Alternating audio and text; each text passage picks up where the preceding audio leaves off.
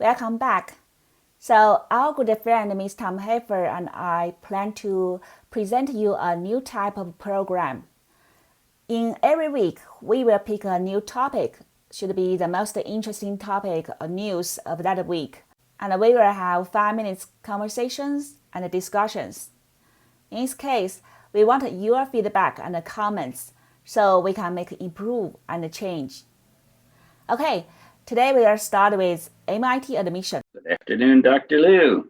So today we will discuss the statistics that just came out of MIT last week about their admissions process. There were some changes that Dr. Liu will put up a graph that shows what happened in prior years with the students who are already there and what happened this year, which is a change.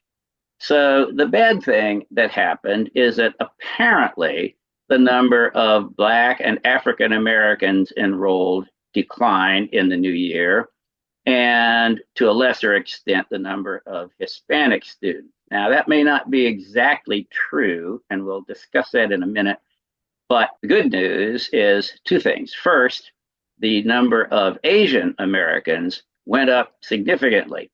Now, one thing that falls out of this is that it appears that with the new rules after the end of affirmative action, that Asians really were discriminated against, because this year their numbers are up. And what was the difference? The difference is that this year you did not enter your race on your application form. Instead, you were asked your race after you were admitted.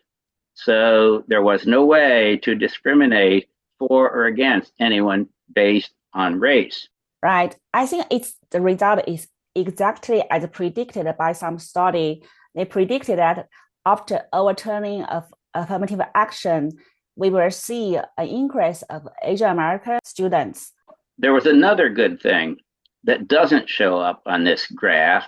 However, there's another graph that does show it, and that is that the number of first-generation college students, in other words, their parents did not go to college, and also the number of Pell Grant eligible students, which are people from poorer families, both went up this year.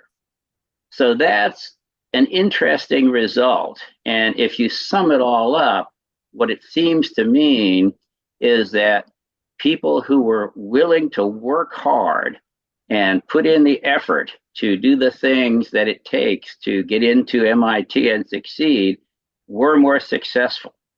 Now, what about the Black and African American and Hispanic students? Well, the declines may not have been as big as they appear to be in the graph, because previously, when you were asked your race prior to admission, you could check more than one box.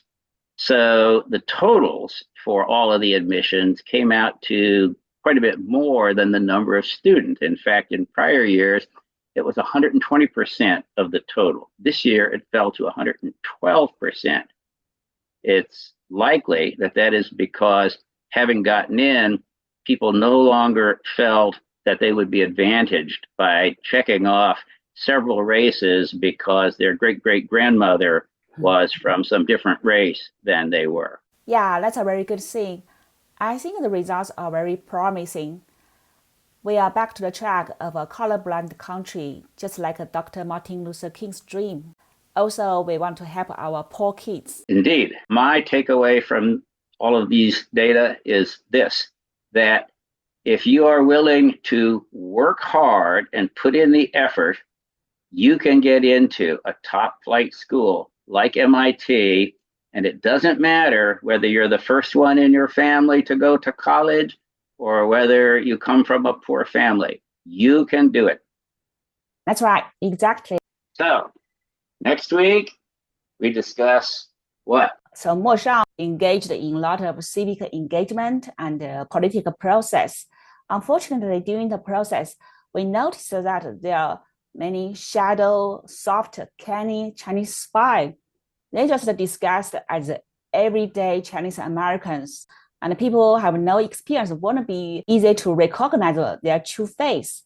They act as others, and they try to grab the leadership of our groups and our activities and our events.